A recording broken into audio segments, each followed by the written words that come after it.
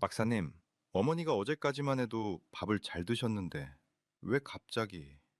진료실에서 이 말을 들을 때마다 저는 속으로 생각합니다. 갑자기가 아니었는데. 작년 가을 78세 김순자 할머니가 제 병원에 오셨습니다.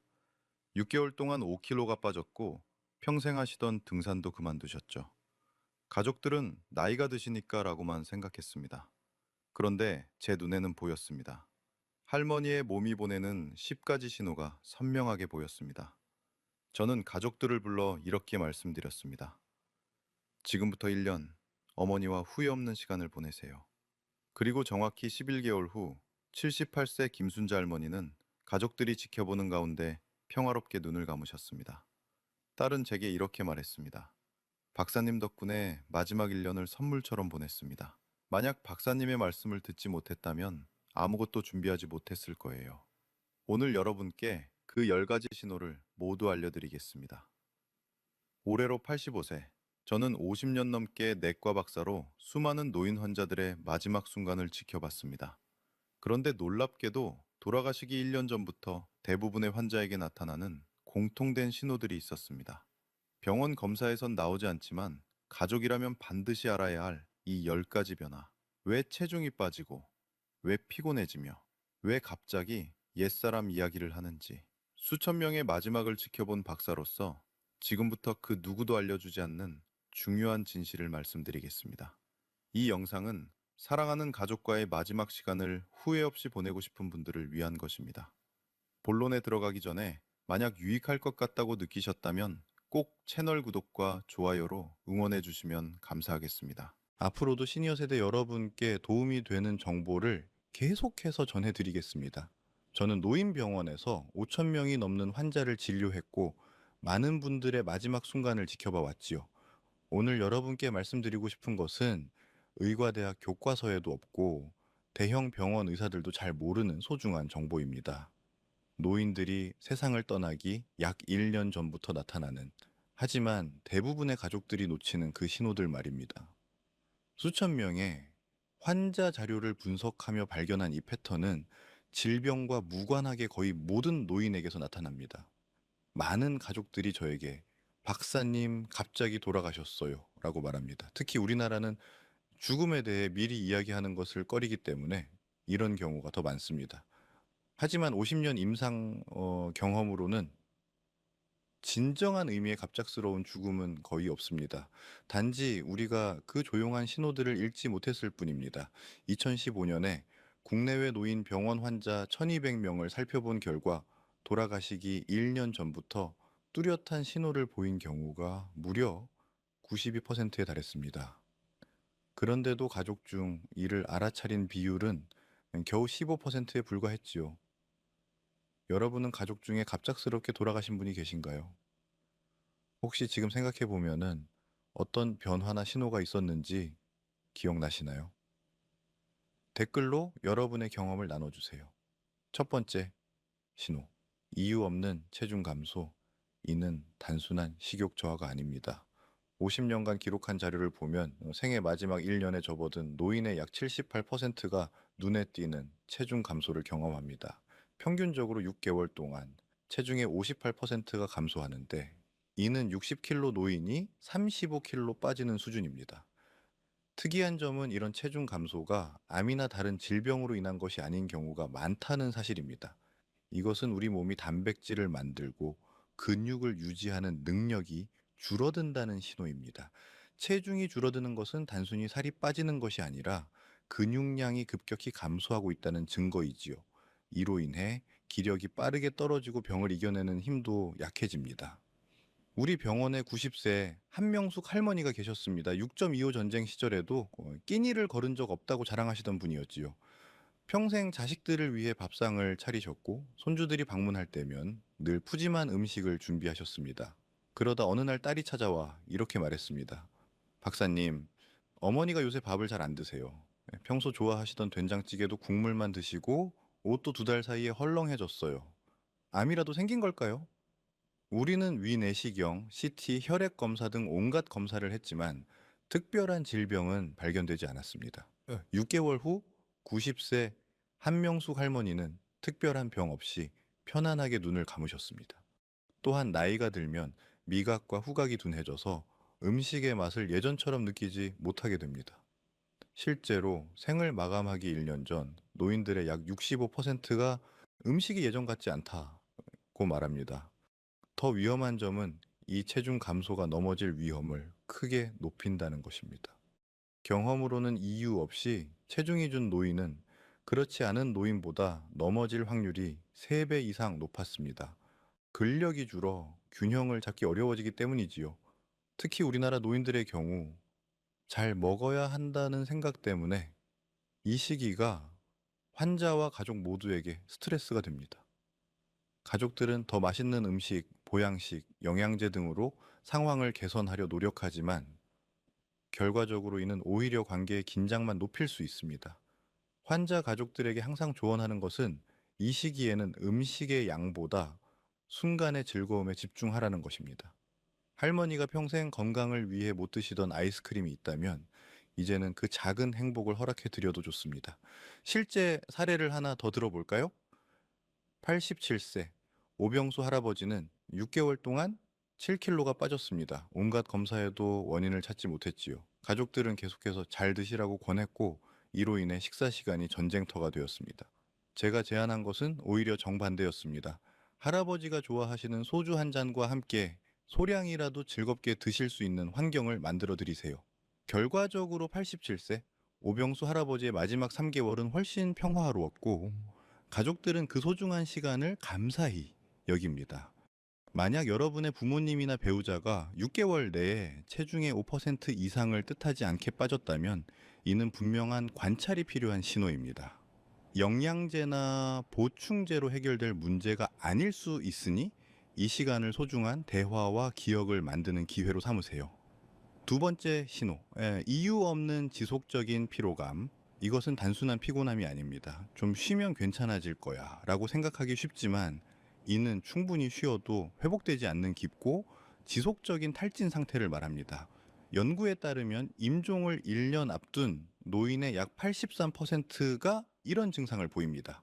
진료실에 자주 오시던 75 새 전구진 선생님은 78세까지도 매일 아침 5시에 일어나 동네 새 바퀴를 걸으셨습니다.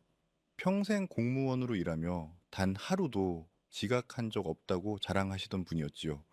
그러던 어느 날 아들이 상담을 요청했습니다. 아버지가 요새 자꾸 피곤하다고 하세요. 산책도 안 나가시고 항상 졸려 하시고 예전엔 TV도 늦게까지 보셨는데 요즘은 8시만 되면 주무시려고 해요. 혹시 우울증인가요? 아니면은 치매 초기? 75세 전구진 선생님의 혈액 검사, 심장 검사, 뇌 MRI까지 모든 결과는 정상이었습니다. 하지만 1년 후 그는 평화롭게 세상을 떠나셨습니다. 이런 피로감이 나타나는 데는 세 가지 주요 이유가 있습니다. 첫째, 우리 몸의 에너지 공장이 효율을 잃기 시작합니다. 세포 속에서 에너지를 만들어내는 능력이 크게 떨어지는 것이지요. 둘째, 심장이 혈액을 보내는 힘이 약해집니다. 심장이 더 이상 효과적으로 피를 펌프질하지 못하면서 몸 구석구석으로의 산소 공급이 줄어듭니다. 혈액 검사상 이상이 없더라도 세포가 필요로 하는 산소가 부족해지는 것입니다. 셋째, 뇌의 활력을 담당하는 신경 전달 물질들이 감소합니다. 특히 의욕과 에너지를 조절하는 도파민과 세로토닌이 줄어들면서 전반적인 활력이 저하됩니다. 가장 흔하게 볼 수 있는 증상은 피로파도 현상입니다. 아침에는 비교적 괜찮다가도 갑자기 압도적인 피로가 밀려오는 것이지요.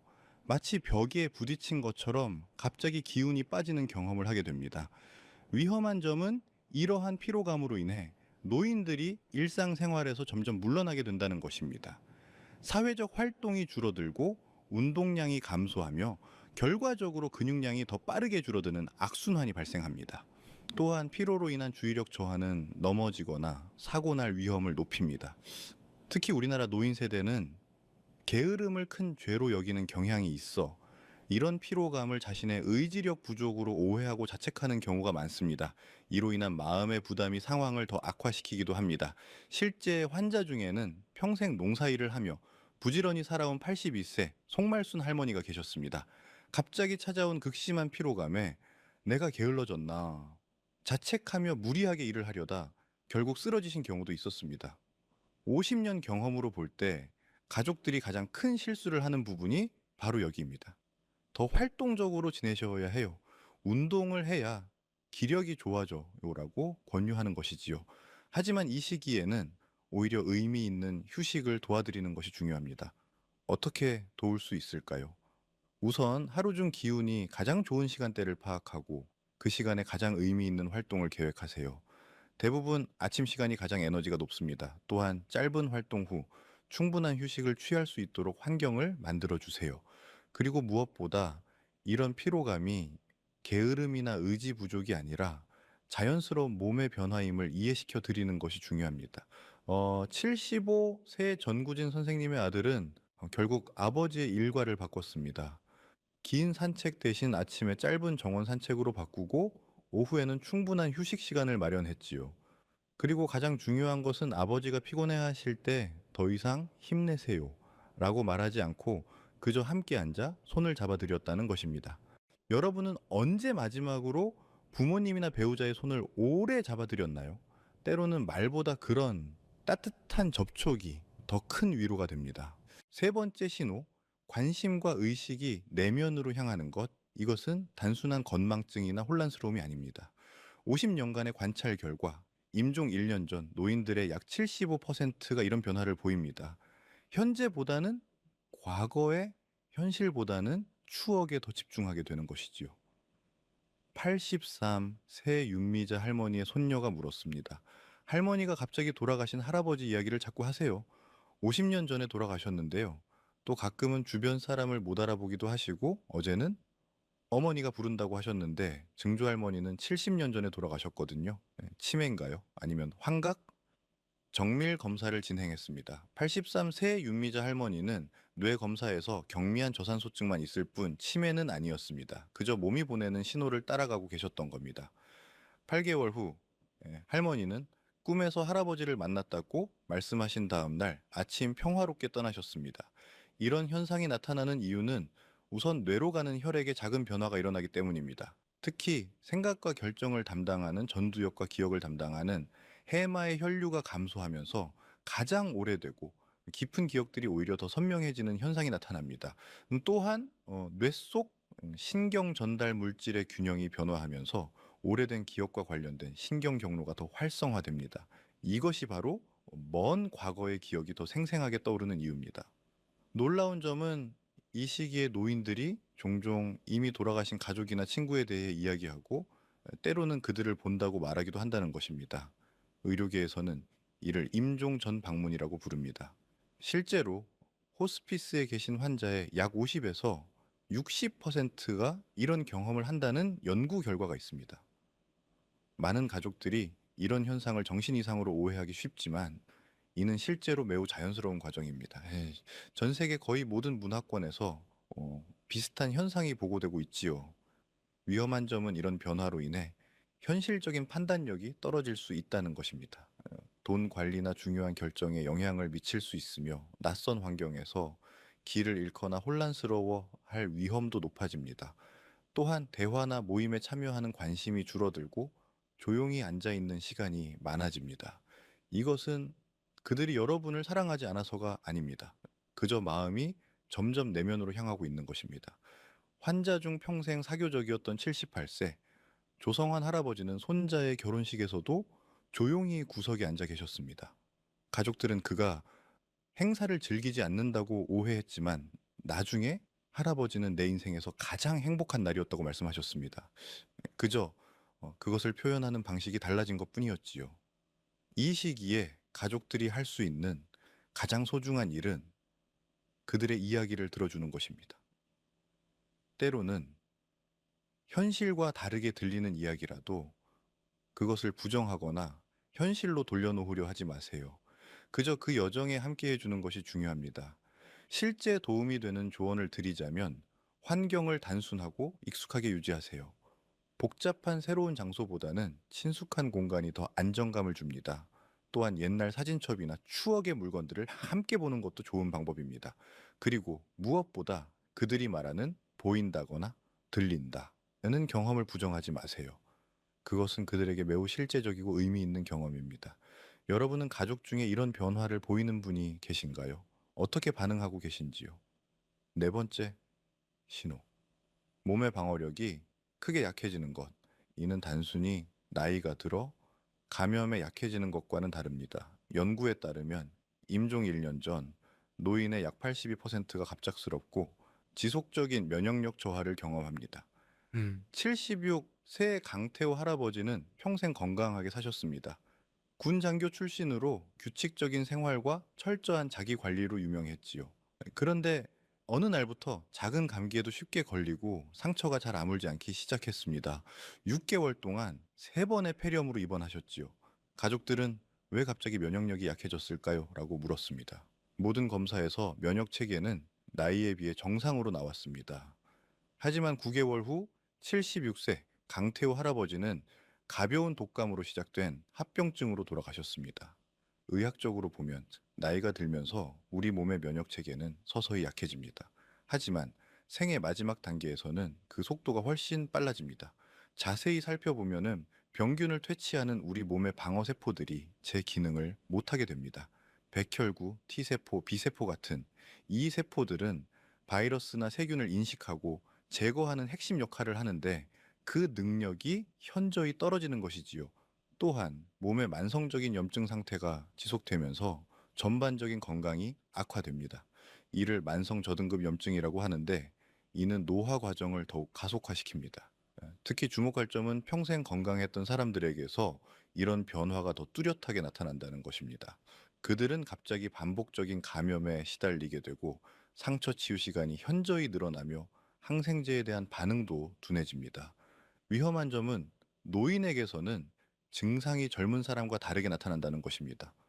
고열이나 통증 같은 전형적인 증상 대신 단순한 혼란이나 식욕 감소, 피로감으로만 나타날 수 있습니다. 이를 비전형적 질병 표현이라고 합니다. 예를 들어 심각한 요로 감염이 있어도 노인은 배가 아프다거나 요통을 호소하지 않을 수 있습니다. 대신 갑자기 혼란스러워하거나 평소보다 더 많이 주무시는 것으로 나타날 수 있지요. 이런 특성 때문에 초기 진단이 늦어지고 합병증 위험이 높아집니다. 또 한 가지 중요한 현상은 연쇄적 감염입니다. 하나의 감염이 회복되기도 전에 다른 감염이 시작되는 것이지요. 예를 들어 감기로 시작해서 폐렴으로 진행하고 그 후 요로 감염이 발생하는 패턴입니다. 환자 중 85세 임순덕 할머니는 6개월 동안 기관지염, 대상포진, 요로 감염을 연달아 경험하셨습니다. 각각의 감염은 치료되었지만 회복 기간이 점점 길어졌고 결국 폐렴으로 돌아가셨습니다. 이 단계에서는 과도한 의료적 개입보다 편안함에 초점을 맞추는 것이 중요합니다. 경험으로는 이 시기에 반복적으로 강한 항생제를 사용하는 것이 오히려 삶의 질을 떨어뜨릴 수 있습니다. 실용적인 조언으로는 우선 환경을 청결하게 유지하고 손 씻기에 신경 쓰세요. 또한 영양 상태와 수분 섭취에 특별히 주의를 기울이는 것이 중요합니다. 수분 부족은 면역 기능을 더 약화시키기 때문입니다. 더불어 노인들의 감염 증상이 일반적이지 않게 나타난다는 점을 기억하세요.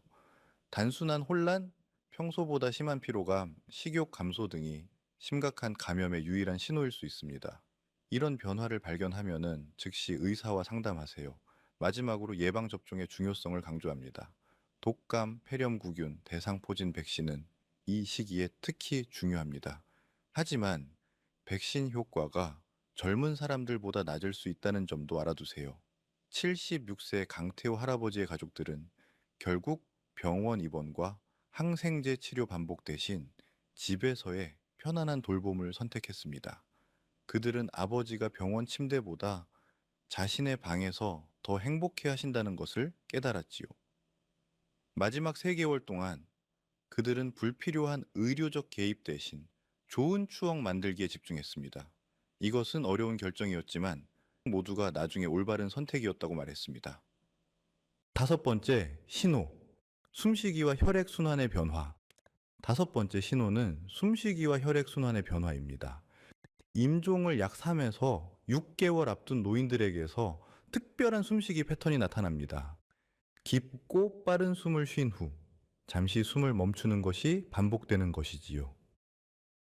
연구에서는 임종 전 노인의 약 70%가 이런 변화를 보였습니다. 85세 정밀한 할머니의 딸은 이렇게 물었습니다. 어머니가 요즘 손발이 차갑고 숨을 쉴 때 이상한 패턴이 있어요. 잠깐 숨을 안 쉬다가 갑자기 깊게 숨을 쉬어요. 또 피부가 약간 푸르스름해지기도 해요. 폐렴인가요? 아니면은 심장에 문제가 생긴 건가요? 모든 검사 결과는 정상이었습니다. 사주 후 85세 정밀한 할머니는 평화롭게 잠든 듯 세상을 떠나셨습니다. 이 현상은 뇌 숨쉬기 조절 중추가 변화하면서 발생합니다.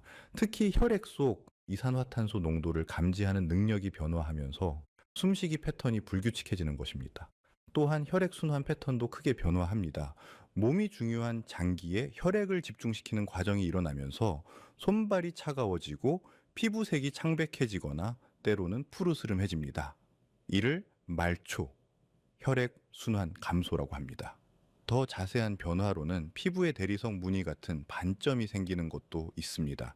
이는 특히 무릎과 손에 잘 나타납니다. 이는 피부 혈관의 수축과 확장이 불규칙해지면서 나타나는 현상입니다. 많은 가족들이 이런 변화를 목격하면은 당연히 두려워합니다. 숨을 잘 못 쉬는 것 같아요. 산소가 부족한 건 아닌가요? 라고 걱정하지요. 그래서 종종 산소 공급이나 집중 치료를 요청하게 됩니다. 놀라운 점은 이러한 변화가 환자에게는 크게 불편하지 않을 수 있다는 것입니다. 실제로 이 시기에는 뇌의 산소 부족 감지 기능이 둔화되어 주관적인 호흡 곤란감을 덜 느끼는 경우가 많습니다. 이것은 몸이 자연스럽게 마지막을 준비하는 과정입니다. 위험한 점은 이런 자연스러운 과정을 병적인 상태로 오해하고 과도한 의료적 개입을 하는 경우입니다. 종종 이 단계에서의 산소 공급, 인공호흡기 적용 등은 오히려 불편함만 가중시킬 수 있습니다. 환자 중 92세 환긴철 할아버지의 경우 이러한 호흡 변화가 나타났을 때 가족들은 처음에 적극적인 치료를 원했습니다.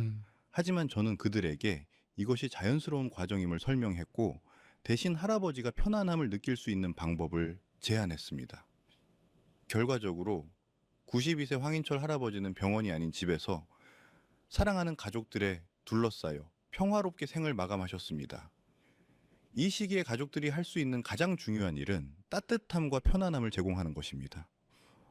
방 온도를 적절히 유지하고 가벼운 이불을 덮어드리고 입술이 마르지 않도록 도와드리는 것이 큰 차이를 만듭니다. 실용적인 조언으로는 우선 실내 공기를 신선하게 유지하세요. 창문을 살짝 열어두는 것이 도움이 될 수 있습니다. 또한 자세를 자주 바꿔주고 얇은 이불을 사용해 온도 조절을 돕고 입술과 입안이 마르지 않도록 작은 스펀지로 물을 적셔 드리는 것이 좋습니다. 무엇보다 이 시기에는 의료적 개입보다 마음의 위로가 더 중요합니다. 손을 잡아주고 부드럽게 말을 걸어주세요. 비록 반응이 없더라도 청각은 마지막까지 남아있는 감각입니다. 그들은 여러분의 목소리를 듣고 있을 것입니다. 여러분은 이런 변화를 본 적이 있으신가요? 그때 어떤 선택을 하셨나요?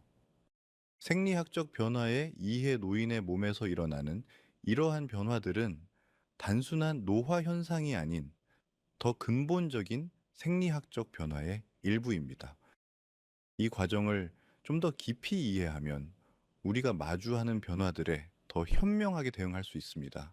우선 세포 에너지 생산 메커니즘의 변화를 살펴보겠습니다. 우리 몸의 모든 세포 내에는 미토콘드리아라는 에너지 발전소가 있습니다. 이 미토콘드리아는 음식에서 얻은 영양소와 산소를 결합해 ATP라는 에너지를 만들어냅니다. 마지막 생애 단계에서는 이 미토콘드리아의 수와 효율성이 급격히 감소합니다. 마치 발전소의 일부가 꺼지고 나머지도 최대 출력으로 일하지 못하는 상태와 비슷합니다. 이로 인해 세포는 평소처럼 기능하는 데 필요한 에너지를 생산하지 못하게 됩니다. 특히 에너지 소비가 많은 근육세포, 면역세포, 뇌세포가 가장 큰 영향을 받습니다. 이것이 바로 체중 감소, 피로감, 면역력 저하의 생물학적 기반입니다. 심장 펌프 기능의 변화도 중요한 요소입니다. 심장은 나이가 들면서 펌프 효율이 자연스럽게 감소합니다. 하지만 생애 마지막 단계에서는 심장 근육의 수축력이 더욱 약해지고 심장 박동을 조절하는 전기 신호 체계도 불규칙해집니다. 결과적으로 몸 전체에 필요한 만큼의 혈액과 산소를 공급하지 못하게 됩니다. 재미있는 점은 이런 변화가 일반적인 심장 검사에서는 잘 드러나지 않는다는 것입니다. 초음파나 심전도가 정상 범위처럼 보일 수 있지만 실제 기능은 미세하게 저하되고 있는 것이지요. 이것이 바로 의학적 검사는 모두 정상인데 환자는 계속 피로감을 호소하는 이유입니다. 이러한 신체 변화를 이해할 때 중요한 것은 이것이 병리적 과정이 아니라 자연스러운 삶의 마무리 과정이라는 점입니다. 모든 생명체는 성장과 번식 이후에 자연스럽게 쇠퇴하는 단계를 거칩니다. 우리 몸은 이 과정을 가능한 한편안하게 만들기 위해 여러 적응 메커니즘을 작동시킵니다. 예를 들어 호흡 변화는 몸이 점점 덜 필요로 하는 산소를 적절히 조절하는 방법입니다. 또한 말초 혈액 순환의 감소는 중요 장기의 혈액을 집중시켜 핵심 기능을 최대한 오래 유지하려는 전략이지요. 이는 마치 침몰하는 배에서 중요한 구역에만 전력을 공급하는 것과 비슷합니다. 가족들이 임종 준비를 할 때 실질적으로 도움이 되는 몇 가지 방법을 알려드리겠습니다. 우선 법적, 의료적 결정을 미리 준비하는 것이 중요합니다. 연명 의료 결정법에 따라 사전 연명 의료 의향서를 작성해 두면 불필요한 의료적 개입을 줄이고 환자의 뜻을 존중할 수 있습니다. 또한 재산 상속이나 장례 방식에 대한 희망 사항도 미리 확인해 두는 것이 좋습니다. 이런 대화는 시작하기 어렵지만 평소 건강할 때 조금씩 자연스럽게 나누는 것이 좋습니다. 예를 들어 뉴스나 드라마에서 관련 주제가 나왔을 때 가볍게 물어보는 것도 방법입니다. 혹시 나중에 건강이 안 좋아지면은 어떻게 지내고 싶으세요? 특별히 하고 싶은 일이 있으신가요? 와, 같은 질문은 부담 없이 대화를 시작할 수 있습니다. 호스피스와 완화 의료 서비스를 적극 활용하는 것도 매우 도움이 됩니다. 우리나라에서도 이제 많은 병원과 기관에서 호스피스 서비스를 제공하고 있습니다. 이들은 통증 관리뿐 아니라 심리적, 영적 지원까지 전문적인 도움을 제공합니다. 또한 가정 호스피스 서비스를 통해 병원이 아닌 집에서도 전문적인 돌봄을 받을 수 있습니다. 돌봄 제공자인 가족의 건강도 매우 중요합니다. 가족 중 한 사람이 아프면 모든 관심이 그분에게 집중되지만 돌보는 사람의 건강도 똑같이 중요합니다. 충분한 휴식, 자신만의 시간, 필요하다면 전문적인 심리 상담을 받는 것도 좋은 방법입니다. 지역 내 가족 돌봄 지원 센터나 자조 모임을 찾아보는 것도 도움이 됩니다. 마지막 순간의 의미를 찾는 것은 환자와 가족 모두에게 큰 위안이 됩니다. 실제로 생애 회고 인터뷰나 영상 편지, 가족 역사 기록 등은 소중한 유산이 될 수 있습니다. 한 환자 가족은 할머니의 음식 레시피와 인생 이야기를 책으로 만들어 가족 전체에 선물했습니다. 이는 할머니에게는 자신의 삶이 가치 있었다는 확인을, 가족에게는 영원한 추억을 선사했지요. 또한 미해결된 관계를 정리하는 것도 중요합니다. 용서를 구하거나 감사를 표현하거나 사랑을 확인하는 것은 마음의 평화를 가져다 줍니다. 이것이 바로 앞서 언급한 5가지 말, 사랑합니다, 감사합니다, 용서합니다, 용서해 주세요, 안녕히 계세요가 중요한 이유입니다. 여러분도 부모님이나 배우자와 이런 대화를 나눠보신 적 있으신가요? 준비가 되었다고 느끼시나요?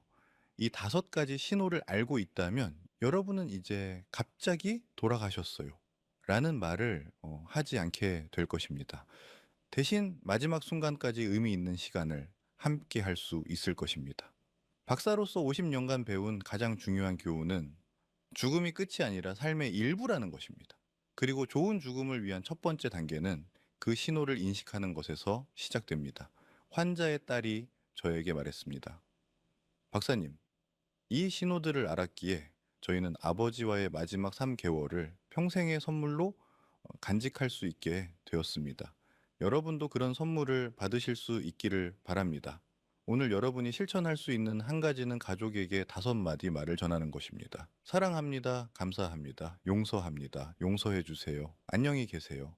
꼭 마지막이 가까워졌을 때만 하는 말이 아닙니다. 매일 조금씩 나누는 이 말들이 결국 후회 없는 이별을 가능하게 합니다. 여러분은 오늘 어떤 말을 전하고 싶으신가요? 조금이라도 도움이 되셨다고 느끼신 분은 꼭 채널 구독과 좋아요 부탁드립니다.